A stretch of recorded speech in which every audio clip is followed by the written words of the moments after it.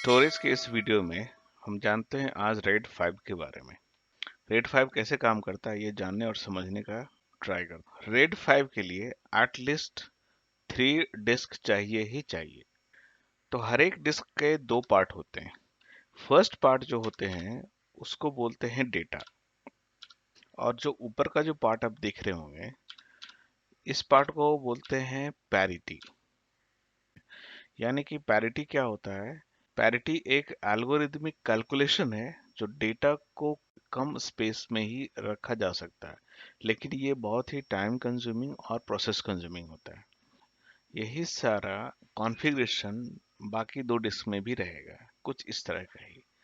अब यहाँ पे जो कलर कॉम्बिनेशन देख रहे होंगे इसको हम लोग समझने की कोशिश करते हैं।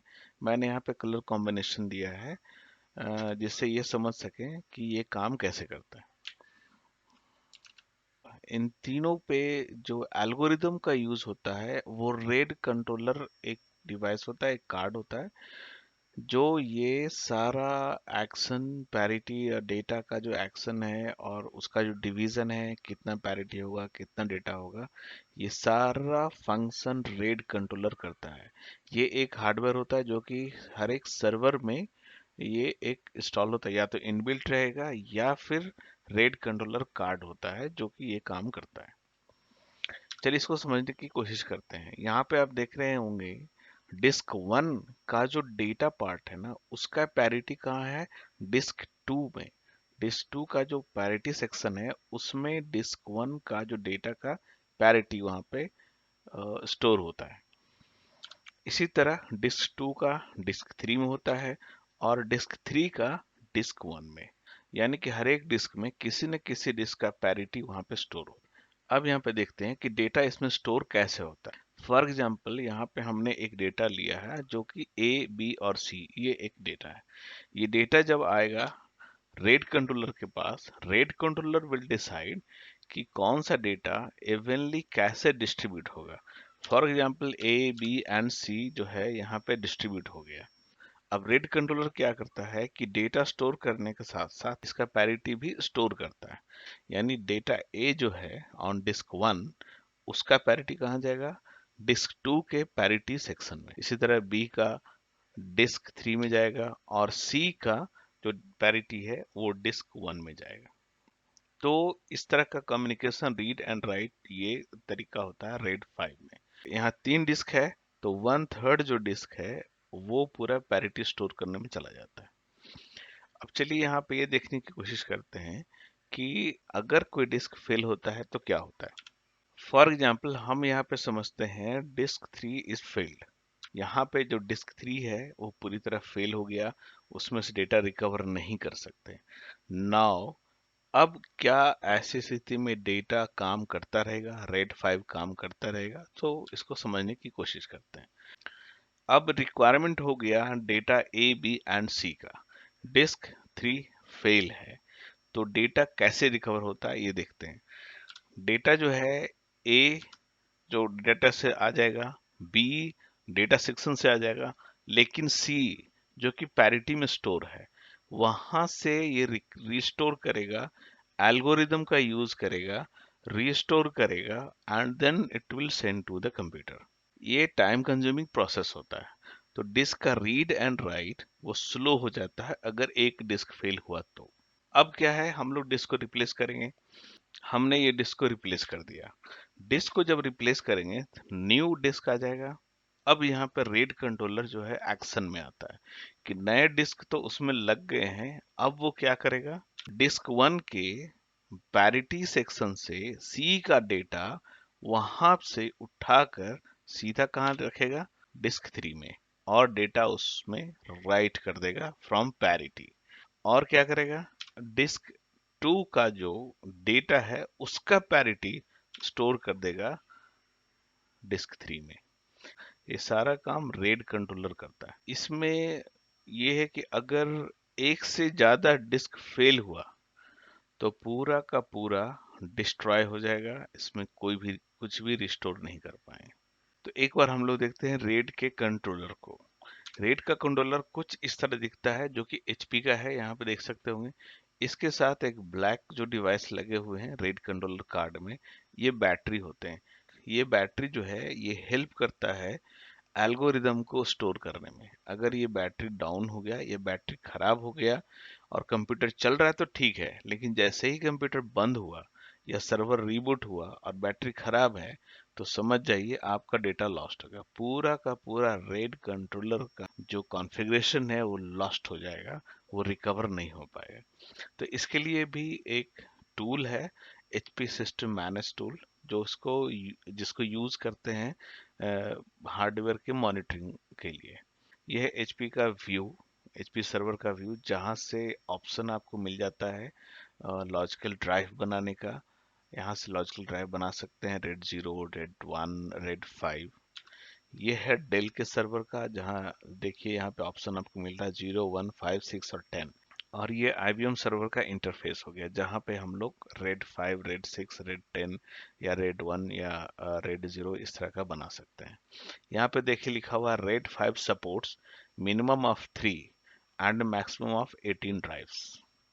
मेरे पास वो सर्वर नहीं है, हार्डवेयर सर्वर्स, लेकिन विंडोज सर्वर है, उस पे भी हम लोग रेड 5 बना सकते हैं। और हम आपको दिखाते हैं रेड 5 कैसे बनाते हैं उसके ऊपर। तो हम वापस अपने आते हैं डिस्क मैनेजमेंट में।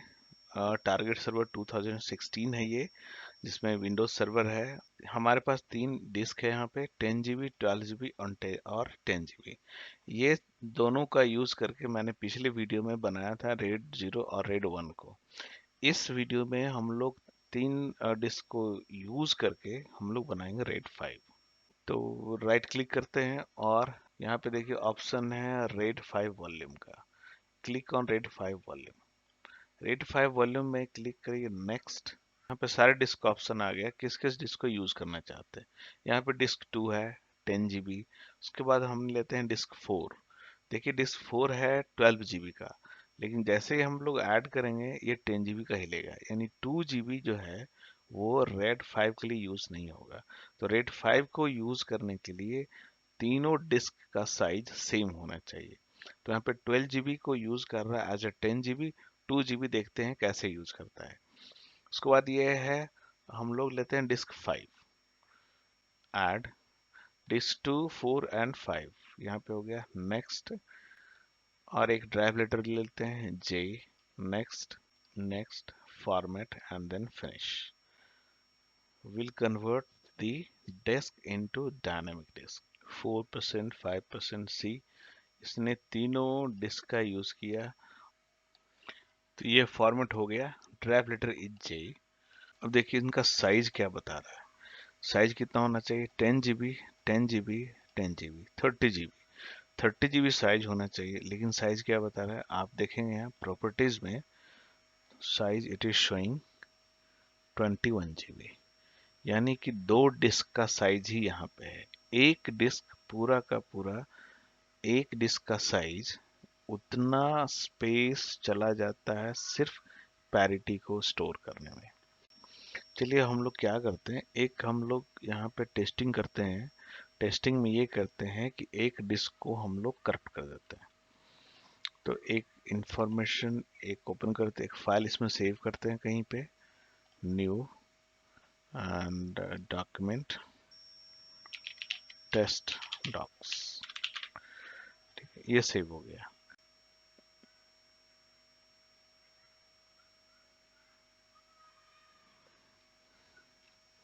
हम लोग डिलीट करते हैं, ये 12 GB का डिस्क है, हम लोग इसको रिमूव कर देते हैं। अब हम लोग देखते हैं कि क्या ये काम करता रहेगा रेड 5।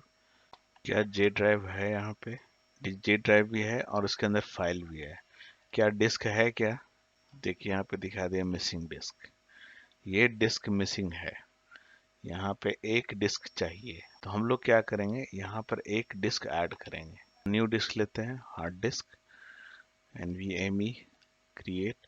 12 GB का था, सेम साइज का डिस्क लेना होगा। Next and then finish. Okay, let's see power on the machine. MBR एक डिस्क यहाँ पे ले लिया, MBR रहेगा।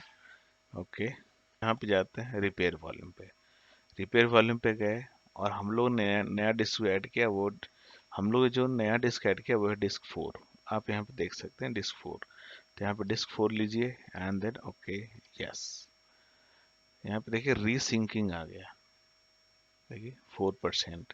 लेकिन इसका मतलब ये नहीं है कि आप यूज नहीं कर सकती है डिस्क, ये ड्राइव लेटर को। ये अभी भी काम करता रहेगा, ड्राइव लेटर है यहाँ पे और ये काम करता रहेगा। ड्राइव जे, यहाँ पे रीसिंकिंग भी चल रहा है और यहाँ पे हम फाइल को रीड राइट कर रहे हैं, न्यू फोल्डर बना रहे हैं, न्यू फाइल बना रहे हैं, वो सारा काम होता रहेगा। कॉपी पेस्ट का सब काम होगा। Control C, control V. अभी देखिए हमारे पास वापस 3 डिस्क चले आए। ये जो 2 GB का डिस्क है, ये 2 GB का स्पेस बचा हुआ है, इसको आप यूज कर सकते हैं न्यू सिंपल वाले में। एक ड्राइव लेटर देके 2 GB आप यूज कर सकते हैं। ये डायनामिक डिस्क बनता है, लेकिन ये डायनामिक डिस्क सिर्फ विंडोज, माइक्रोसॉफ्ट विंडोज में बनता है। और कोई भी जो हार्डवेयर सर्वर्स होते हैं उनके ऊपर डायनामिक डिस्क नाम की चीज नहीं होते, वो सिर्फ एक डिस्क होता है। आज की वीडियो में इतना ही। मिलते हैं नेक्स्ट वीडियो में दूसरे रेड वॉल्यूम के साथ।